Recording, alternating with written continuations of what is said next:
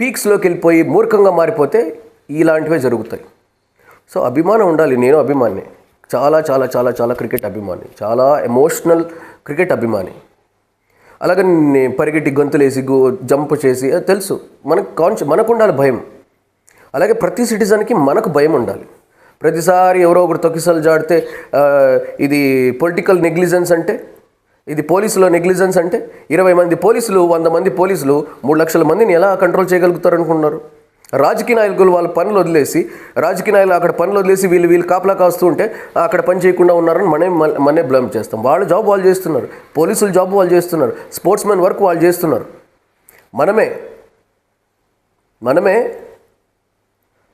ఒక హోప్లెస్గా బిహేవ్ చేసి మనమే స్పాయిల్ అవుతున్నాం.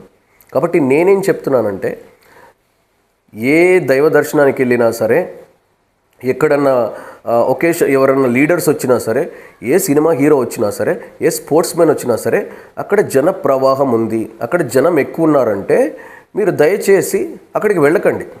ఒక క్రౌడ్ ఎక్కువ ఉందంటే మానేయండి వెళ్ళటం, క్రౌడ్ తగ్గిన తర్వాత వెళ్ళండి. This is the only option you can save the people.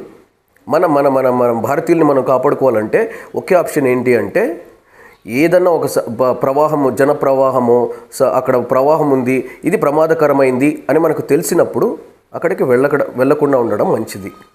అంతేగాని ఐపీఎల్ని బ్యాన్ చేయాలి, క్రికెటర్స్ని బ్లేమ్ చేయాలి. ఏం చేశారు క్రికెటర్స్? రాజకీయ నాయకులను బ్లేమ్ చేయాలి, పోలీసుల్ని బ్లేమ్ చేయాలి. ఇది పోలీసుల నిర్లక్ష్యం. ఎవరిది నిర్లక్ష్యం కాదు. ఎవరి జాబ్ వాళ్ళు ఎంతో తిండి నిద్ర లేకుండా ఫ్యామిలీలతో సంసారాలు చేసుకోకుండా ఎవరి పని వాళ్ళు నానా కష్టాలు పడి చేస్తున్నారు. స్పోర్ట్స్ మెన్స్ ఎన్ని నెలలు వాళ్ళు ఫ్యామిలీలను వదిలేసి వెళ్ళిపోతారు.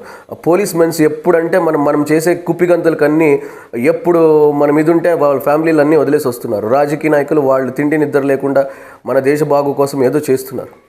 తప్పు వచ్చి మనదే. ఎవరిని బ్లేమ్ చేయాల్సిన అవసరం ఇక్కడ లేదు. మనకు అక్కడ it is not right, it is danger అని తెలిసినప్పుడు మనమే మన కాన్షియస్లో ఉండి జాగ్రత్తగా ఇంట్లో నుంచినో దూరం నుంచినో చూడాలి. ఒక మందలాగా దూసుకొని పోతే ఎవరు మాత్రం ఏం చేస్తారు? ఎవరి ఫూలిష్నెస్కి వాళ్ళే బాధ్యులు. సో మనం చెప్పాల్సింది ఇది. So be conscious. ఎప్పుడన్నా జనప్రవాహం ఉన్నప్పుడో, అక్కడ డేంజర్ జోన్ ఉన్నప్పుడో దయచేసి అటు వెళ్ళకండి. ప్రశాంతంగా ఇంట్లో కూర్చొని చూడండి. ఇంకో కొన్ని ఏళ్ళ తర్వాత అయినా కూడా మీ అభిమానాన్ని అలాగే ఉంచవచ్చు. Be in control, be in limits, maintain your limits. అంతే నేను చెప్పేది. This is the true fact.